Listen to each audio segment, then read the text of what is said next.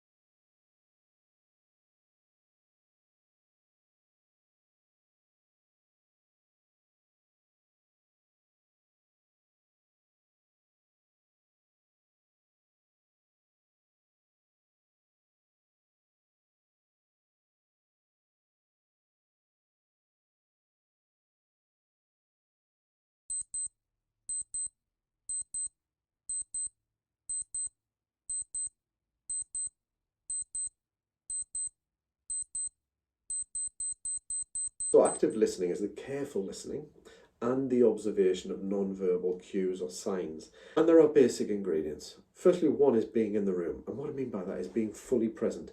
You're physically there, you're physically engaged in this conversation, but where is your head? It's about your head, your attention, and your focus being in the interaction and on the interaction, observing, listening. It's about absorbing all the verbal and the non-verbal information and noticing and noting, and then checking understanding. So, before we get into some of the common errors, what do you think gets in the way of really good listening? Have you had experiences where you have, not been listened to the way you would appreciate or felt in the moment that you weren't listened to effectively? What got in the way? What happened and what got in the way? Take time out now to jot these things down, and then we'll build on that as we go forward.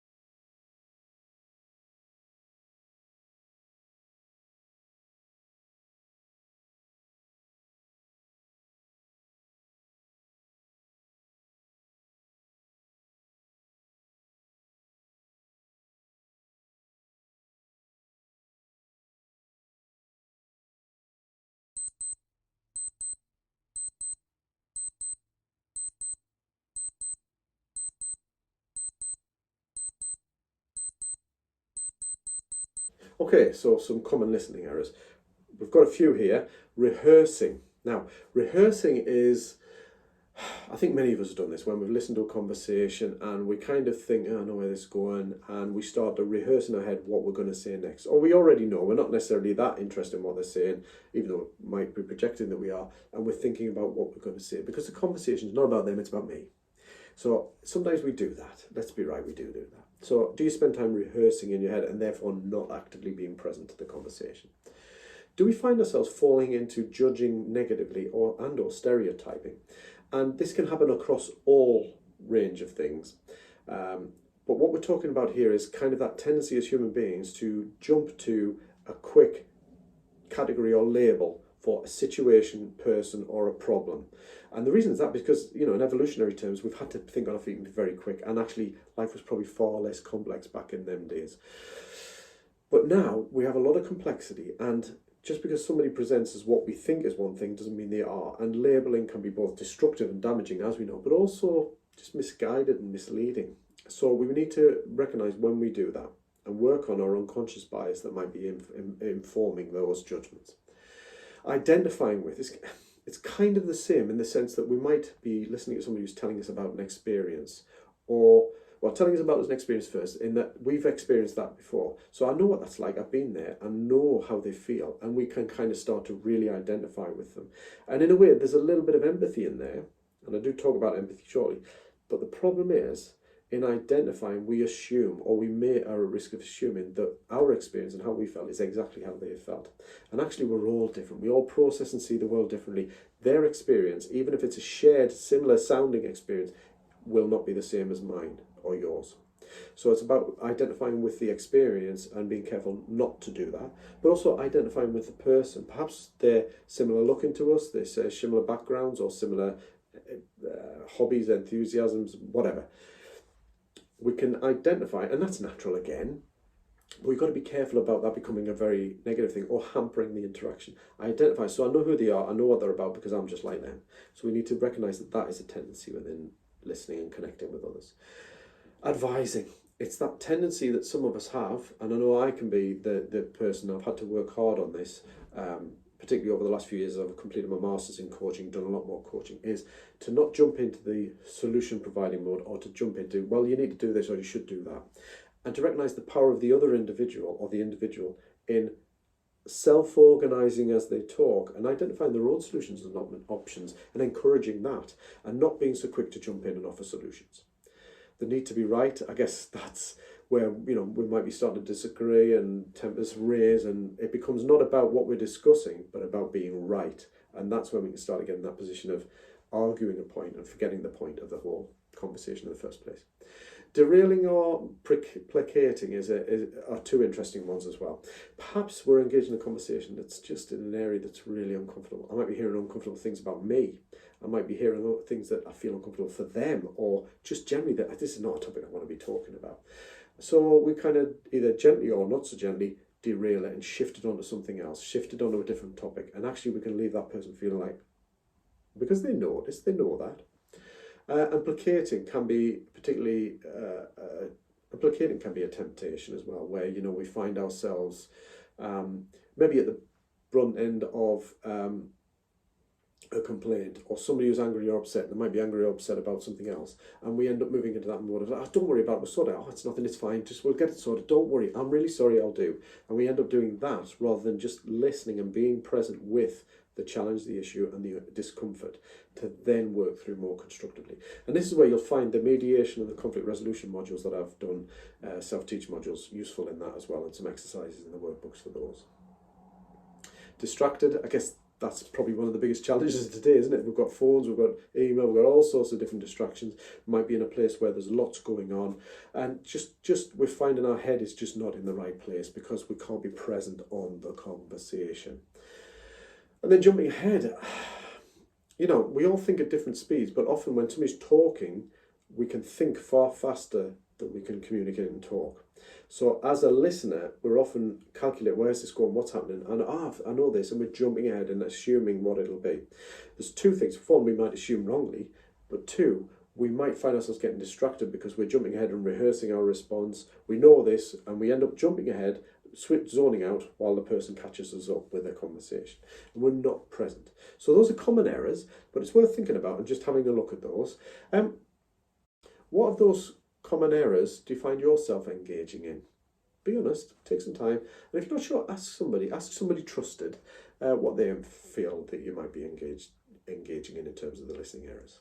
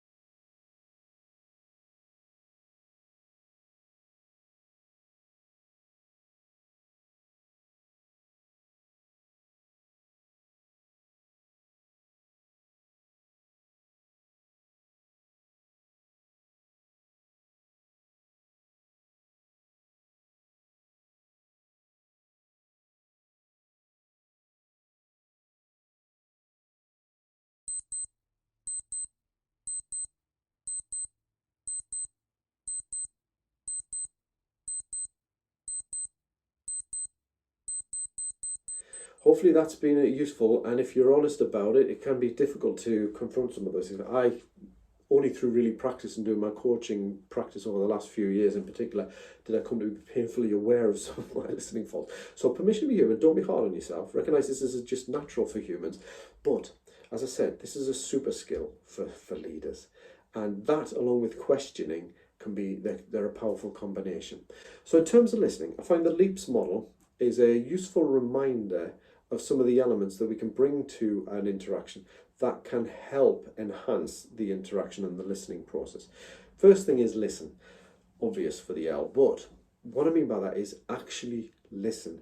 Be in the room, be present, be attentive, look at the person. Just, I'm not saying fix them with a death stare, but just fix them with that interested, caring attention and approach it from that perspective. So we're turning off distractions, we're kind of making sure we're here, we're aware of our listening errors, and we're just doing our best to be present in the moment and seeing what comes at us. The E is about empathy. I'll come back to empathy. I've already hinted at some of the issues around empathy, but it is important to make the connection human, to recognise we're human beings, and to recognise when somebody might be finding that this is challenging for them, and not to feel tempted to go, oh, that's nothing, don't worry about it, or something like that. But empathy is a really human connection. I'm going to come back to that. The A is about ask and acknowledge. So I guess as part of our listening process, we want to acknowledge what they're saying. All right, I get what you're saying, so yeah. And we're nodding, we're making those googles, as they're often called in communication, where we're acknowledging. And that's not a distracted kind of thing. Yeah. It's a present thing. Oh yeah, and okay, and looking as if we're attentive. Acknowledging the things they say, but then asking where we need to, because asking the right questions. So tell me more. You kind of mentioned that. Would you just expand on that? Asking those kind of questions to encourage them to open up more is both acknowledging what they're saying, showing an interest, but also helping you gather more information. Now the P, I don't want to confuse from the S, but the P is paraphrasing as you go. And this is about recognising that at certain stages you might have had a lot of information come at you, and you recognise that your perspective on an interpretation may be different from theirs. How do you check that? So you said, right, Chris, can I just check in that what you're saying is, or what you've just said is, how I'm understanding this is this. And we chunk out the conversation into short little bits of paraphrasing. Gives you an opportunity to show that you're listening, to validate what they're saying, but to get corrected if you haven't quite picked it up. And that's where an apology might come in handy. If you, oh, right, okay, sorry, I was totally off on the wrong point there. Okay, so what I understand, what you've just clarified is, and we re-paraphrase. And then the S is about, towards the end or at the end of our conversation, we kind of capture it all in a nice summary. And again, that's showing that I paid attention to the whole thing. I get what you're saying. I've understood. I feel like, is this right? We get a final opportunity to check, and then we can move on to what we need to do about it. And I'll come back to listening with a purpose later. But it's key that the quality of our listening has those elements and a direction of travel. I often talk about direction of travel in a lot of what I'm saying, but it is about where are we going with this and how do we get there and how do we stay on track. So the LEAPS model is a useful way to help us navigate that way through. I do want to talk about empathy. Empathy is the ability to connect with or sense the emotions of another, and the ability to imagine what someone else would be feeling in a particular situation. So I guess it's, we can see somebody's upset, so we can we get that, we sense that. Or they're telling us about a situation and we can like, oh my god, I can imagine that being really tough, or that would be great, depending on what the situation is. And when we look at it, the research, that again, this is a big field of research, but for the purposes of what we're looking at, there are two aspects to empathy: cognitive empathy and affective empathy. Cognitive empathy is more about the knowing. I can identify that from the way that perhaps you're explaining this, you seem angry. So I'm picking up, I know that there are signs of anger. I know that's signs of distress or upset. We kind of know and understand the emotions that are being displayed. The affective aspect is that we can feel and sense that emotion equivalent, if you like, arising in us. So we can see that they're getting upset and we can feel that. We empathize. We can we have that emotional connection. Or they're telling us about a situation, and as well as cognitive knowing, that must be distressing, we tend to feel that distress. And if you go back to listening errors, that's where we might feel like we need to derail or placate, because we can feel that discomfort ourselves. So there are positives and negatives to this. So if you think about this from the perspectives of that, what are some of the pros and cons of empathy within a conversation? I like to think of weaknesses are often overused strengths. So if you're somebody who's naturally empathetic, that's a really useful and really admirable quality. However, we can overdo it, can't we? And it can become problematic. So what are some of the pros and cons of having some empathy and allowing empathy to be part of our listening conversation?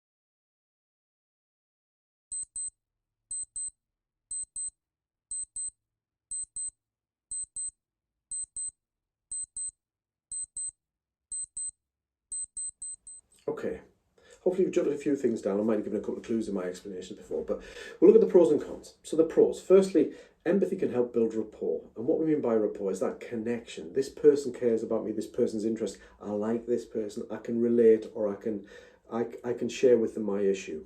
So rapport is a really, really powerful part of the interaction. It also shows you care and can help build trust. Because if you connect and get it, then somebody's more likely to feel like I can trust you because you get me.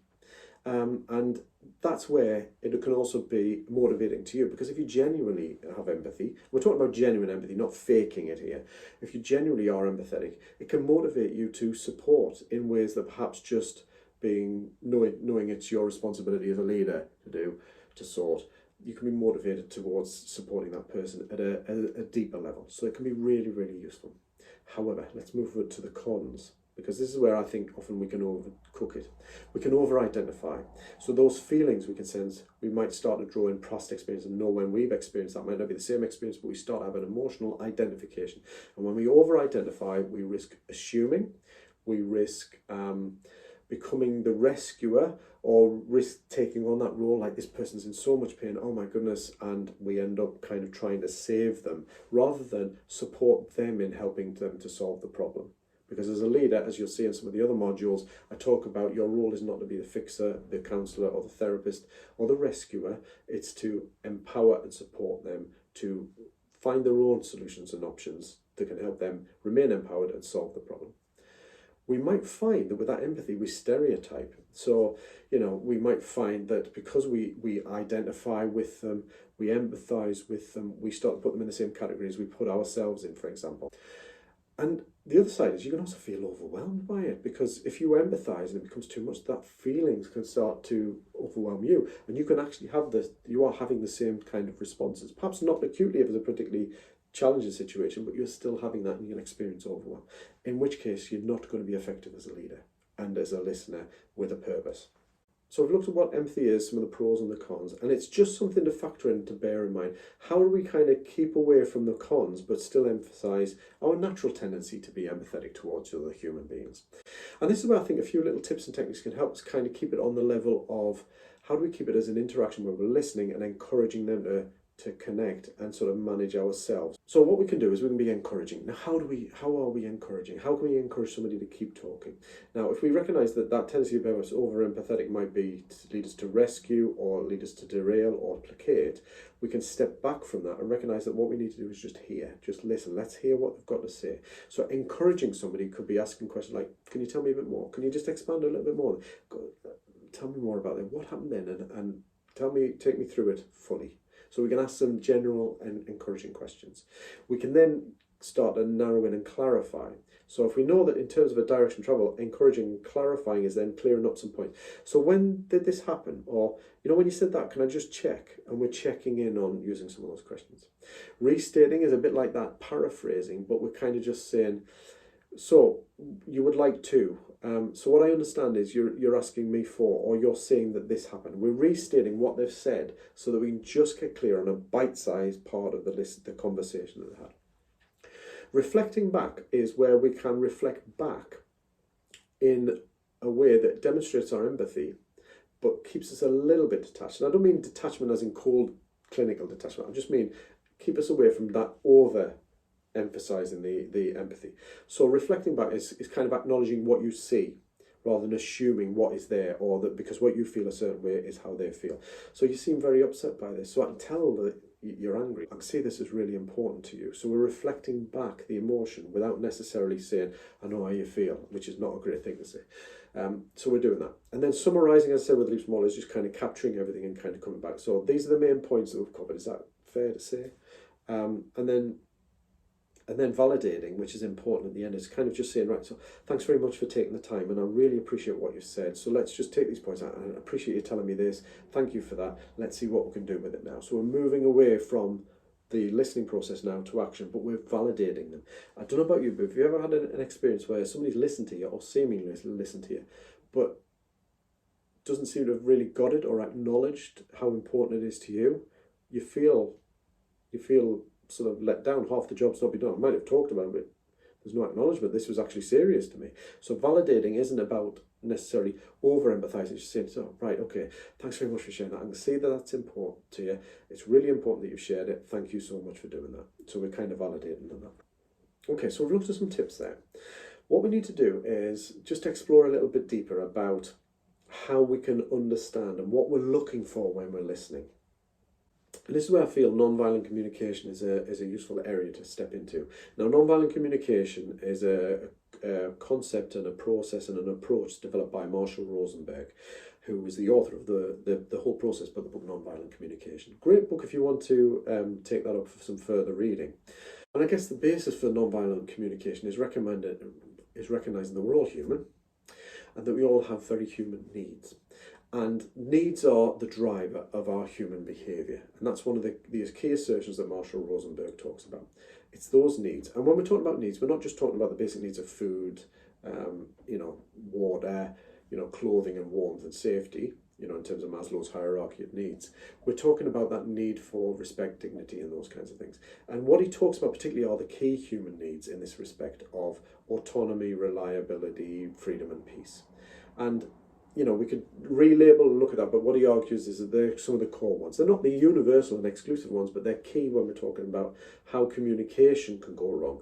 And as a listener, this is really useful for us to know and appreciate, not just for our own needs, but for theirs. So in an interaction, there is you and there is them, and we have shared needs. And yes, as a leader, at this moment, we're kind of prioritizing their needs in this interaction to sort of get to the heart of what we're trying to resolve here. We might be listening to a challenge, an issue, a complaint, a problem, a well-being issue, or suggestions around a product or a project idea. But we also need to factor in that I have my needs and they can sometimes surface and get in the way.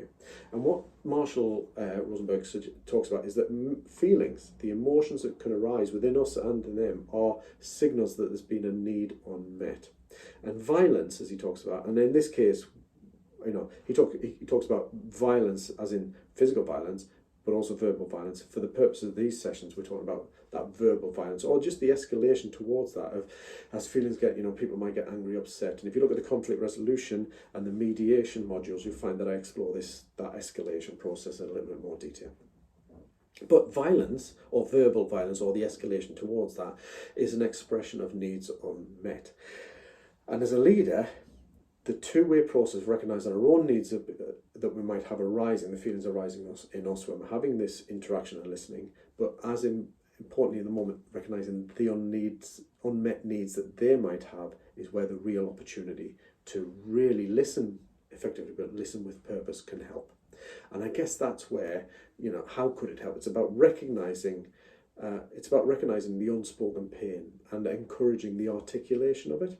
Now, again, I go back in mediation conflict resolution models about we're not excusing bad behaviour or words, real aggressive, offensive stuff. We're not talking about that. We're not talking about allowing that. We are talking about allowing somebody to articulate.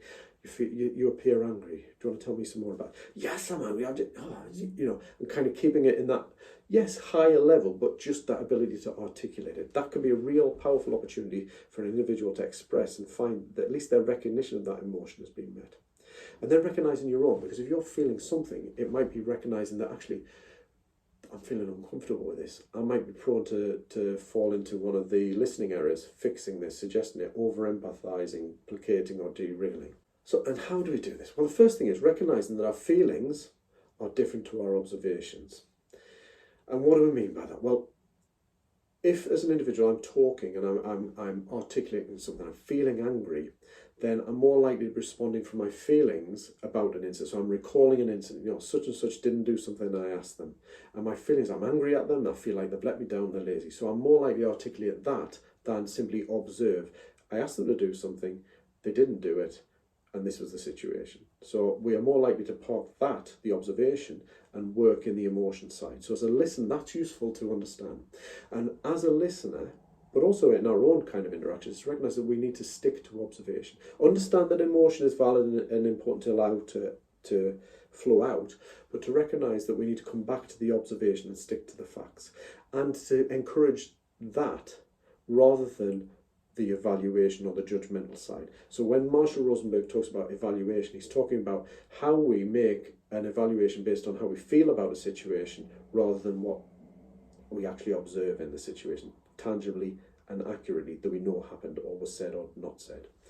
And in that example, somebody did something, I'm evaluating it as, they just don't like me. They're always, they'll do anything they can to undermine me. That they knew I relied on them to do that thing and they've let me down. Lazy, and they don't like me, and it's their way of getting back at me. Well, how much of that is evaluation and how much of that is actually observation? And if we can strip away the feeling, acknowledge without dismissing it, that actually the observation is, I asked them to do something, they didn't do it.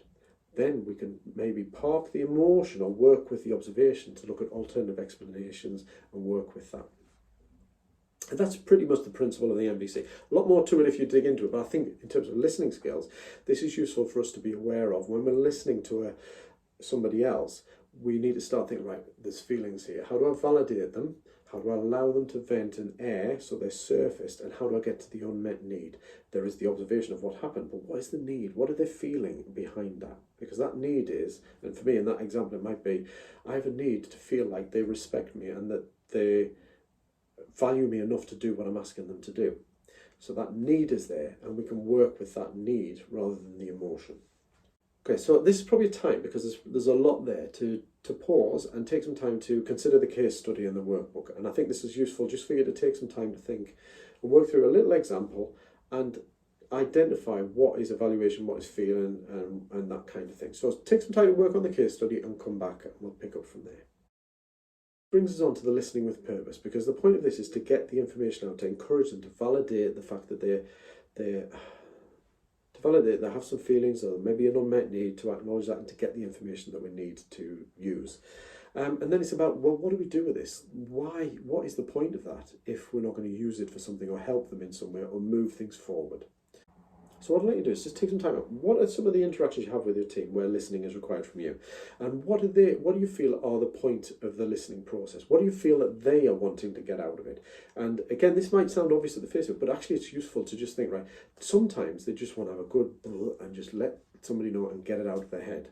Sometimes they want you to take the problem off them and fix it. And actually that might not be the best way forward. But sometimes they want a solution. Most times they want a solution and to be able to move forward with something. So what are some examples of that? And complete the workbook and then come back to the session.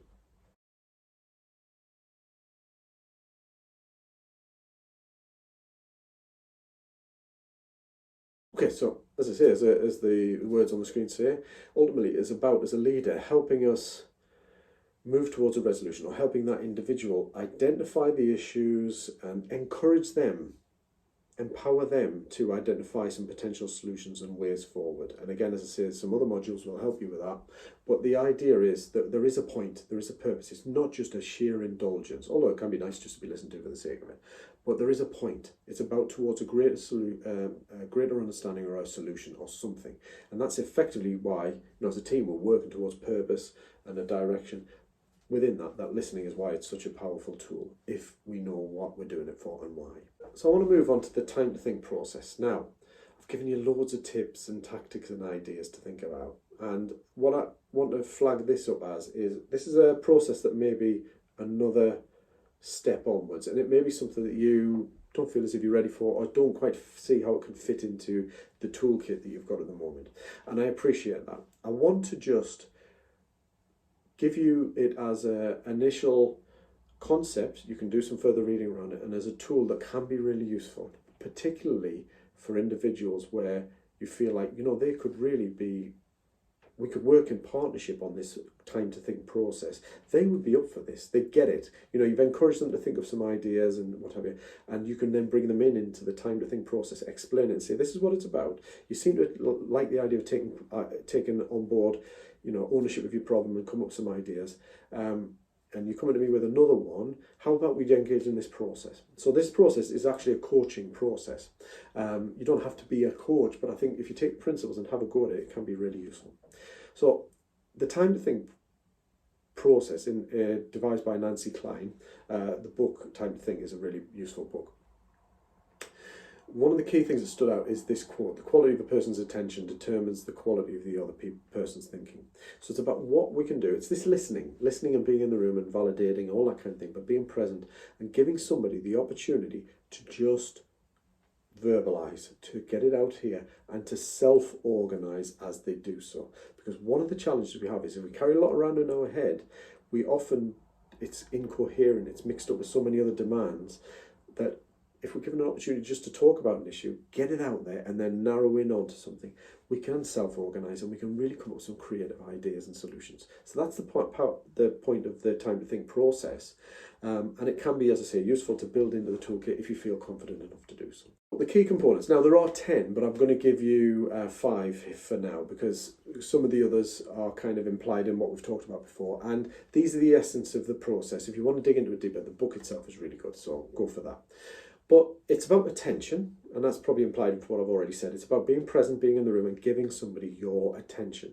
It's about creating a sense of ease around that, so that there's not a sense of rush, that there is time, that somebody isn't on a clock to actually just get it all out, because that easing and that relaxing and that opening up can allow for more to unfold, and that sense of creativity, the creativity mechanisms to engage.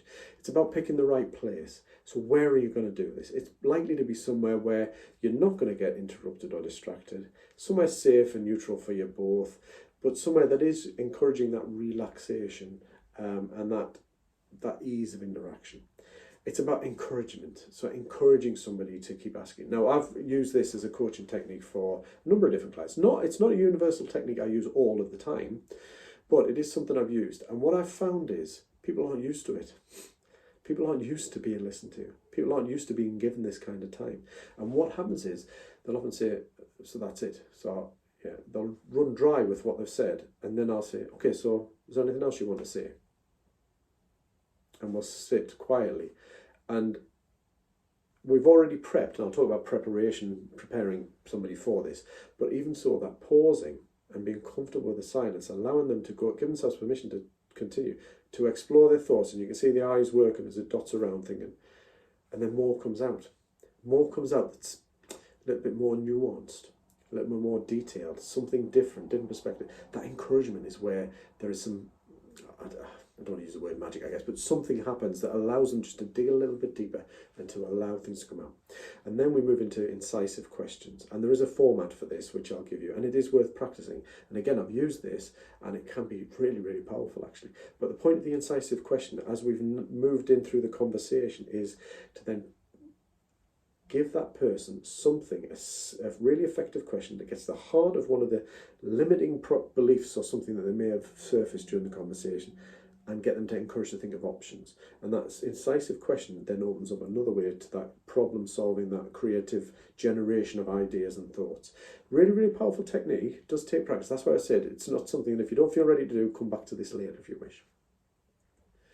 But preparing them for the process, and I think this is, now preparing them for the process. Now I think this is really worthwhile doing. I wouldn't suggest, let's distinguish, the listening skills we've talked up to thus far is something that you can do without telling. Look, I'm going to give you good listening to. You don't have to tell people that. You just have to start to apply some of the techniques and tactics gently and with attention and genuine interest. You don't need to sort of position that.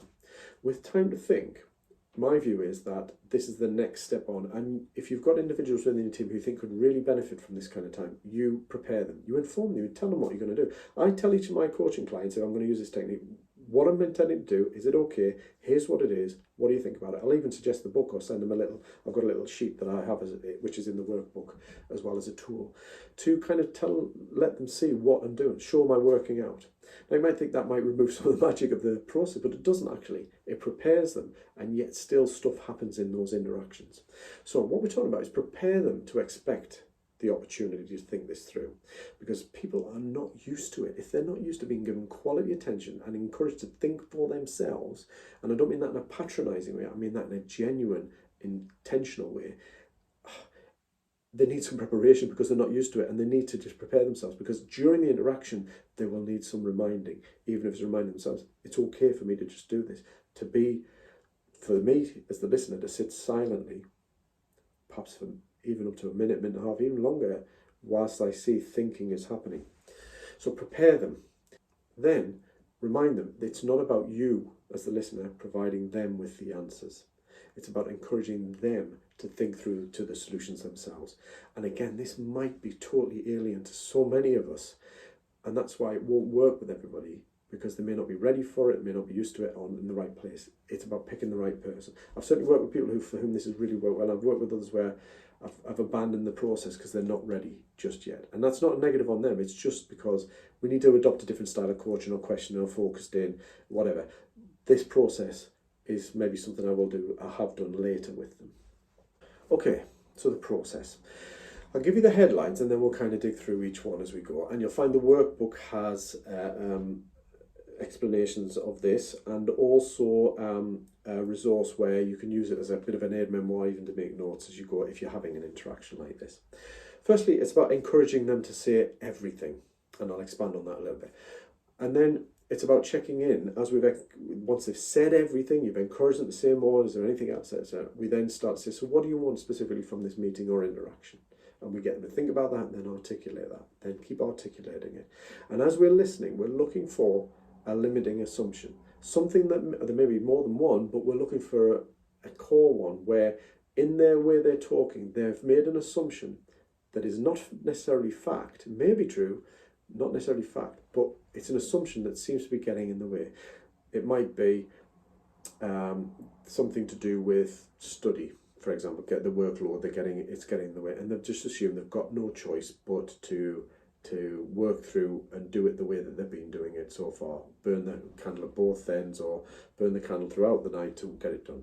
The limiting assumption might be there that the way they're working is the only way they're working. So that's an example. But then once we've identified the limiting assumption and we get some agreement on that, if that's what they're saying, we can then reverse it and then develop an incisive question out of that, and I'll come back to that. Then what we do is because this is a verbal interaction, it can be easily forgotten afterwards. We write down that incisive question so that it's in the wording, in the way they've said it and what they've said, and we give it to them to reflect on later. And then we obviously look at what action they're going to take. So saying everything. This is everything. What we're talking about is trying to get somebody to say everything. And often they may not be talking directly about the issue that they've come to you with, or they start talking about the issue but then bring in everything. And we allow it. We allow them just to talk. And we allow them to talk to the point that they stop talking and run dry. And at that point, we say, is there anything else? Anything more you want to add? Anything else? What else? We ask questions like that. And we fall silent. And we allow them to think. And we keep looking, we keep that attention on them so that we can show that we value them and we're not distracted, we're not waiting for them to finish, we're not checking our watch, looking elsewhere, we're keeping that attention. And often what can happen is with a pause, more comes out. When it comes out and falls silent again, so is there anything else? What else? And then we allow it to come again. And what often happens is there'll be, sometimes somebody might stop straight, no, that's it. But we'll, right, okay, so is there anything else? And we just encourage that, because the point is we open it up, we allow them to open up. And often you can get 3 or 4 of those, is there anything else questions, before somebody says, no, I think that's it. And we can check that. And if that's it, then we can move on. And that's when we move on to the, well, what, okay, great. So what do you want from this session? What would you like to focus on particularly? And we start to narrow them in. So what they may have come in with as an intention, but then they may be talked around all sorts. And what you talk about is feelings, you could talk about past experience, you could talk about what they've done before. All sorts of things come into it. But now, once we've aired it, we allow them to move into this process of, so what do you want from this? What do you want to achieve? Or what issue or problem do you want to focus on? So what would you like to get out of this session, if you like? And what do you want from this conversation at this point? So we then allow them to talk through that. And again, we'll ask them, so is there anything else? Is there anything else? Okay, and we might ask a couple of questions just to encourage them to focus on that and to talk about it. But often it'll go off into other things, but it's about, okay, so what do you want from this session and what are we focusing on? Let them get it out. And as we go forward, we then might get to a position where they feel like, okay, they're getting to the point where they've talked that through. We then are looking for what are they assuming is true that might not be. So we're looking for that. And as I said, this is where there are numerous examples. It might be they're assuming that somebody doesn't like them, that they're a born worrier, that they can't change, that this is stuck, that that's fixed, whatever it is. There's lots of things, and we can pick one. And we then say, so what are you assuming is true that's not? You may have identified some stuff, but we're trying to encourage them to do that. And we get them to think through the material that they've talked about, and they say something, and you go, okay, so that's possible, that explanation is possible, but what are you assuming that stops you solving this issue? So what is it? What do we think is really at the heart of it? And then if we can get to that limiting belief or that limiting assumption, we can then start to turn around and say, so what's the positive opposite of this assumption? And what we're looking for is not suggesting what the alternative is. It's about getting them to articulate it. Well, if that wasn't true, if I did like myself, or if I wasn't a born worrier, or I'm not a born worrier, then, okay, well, what would that be in positive terms? Well, I'd be quite free and easy and worry-free. Okay, so if that were true, so we've now got a positive opposite of that. And again, this is where practical experience can help you practice this. It's not about getting it right first time, each time. But that's when we start to phrase the incisive question. And it's pretty much structured in this way. If you knew that the positive opposite, positive freeing assumption, as Nancy Klein calls it, were true, what ideas would you have, or what would you do differently? If you knew that you had time to complete this, what would you do? What ideas would you have to get it done? What would you do next? So those kinds of questions start to open up the opportunity to think, right, okay, well, if I could do this. Because what we're trying to do in psychological terms is shift them out of one script in our head, the script of I can't because, into, well, if I could, I can. Now, what might have to happen is that you need to repeat the question several times, because the question can be a little bit wordy sometimes. And sometimes I've had this where someone, can you repeat that? So you repeat it. You slow it down and repeat it again. And you give them the opportunity to think about the question, think through it in the stages and chunks, and then in their own time come up with some ideas. And what you'll find is it will be a slow start, slow process, stumbling perhaps, but then it can start to really flow. And once people see one idea, they'll start to come up with others. So the idea is we're starting to get them to think about moving forward to some ideas or solutions. And that's when we need to start getting them to think about, well, okay, so what are you going to do next? And this is where perhaps the decisions happen outside of our interaction. It may be that you say, so what would work next? What are you going to do? So you get into more directive coaching style questions of like, okay, so when do you think you'd have that done by?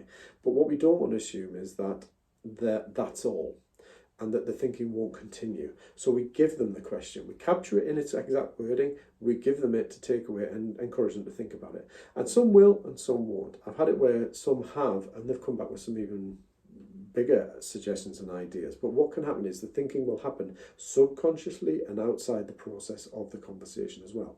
But what we've done is we've acknowledged and appreciated the value of that for them, and we are kind of sending them off with some ideas and the original question. And people can often be quite excited about getting that question, which again is why preparing them and making sure the person is ready for it beforehand is really useful.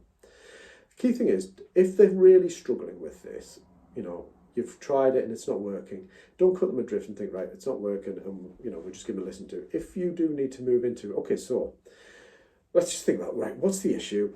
What can we do about it? Any ideas? I'll come up with a few, and then it's agreed. So we can get back to that practical kind of approach on that side as well, if we need to. Okay, so we've covered a lot, and I appreciate that. So that's why the workbook is there. There's the exercises, you may want to revisit them, plus the tips and tactics, and you can also revisit the video. But we've covered what we mean by active listening. It's that being present and giving your presence both listening wise and observational, so you can pick up the non-verbal cues. It's about understanding the listening areas that we're prone to, and which ones were you prone to, because if we can focus in on those, we can work to practice that, particularly as we engage with the leaps model. The first one being listen. Let's practice that listening process, looking at empathy, but being aware that empathy can be overcooked as well as artificial. We want to avoid the artificial, we want to avoid overcooking. It would be natural but balanced. That's where the leaps model can be useful, and the tips that come from that we talked about.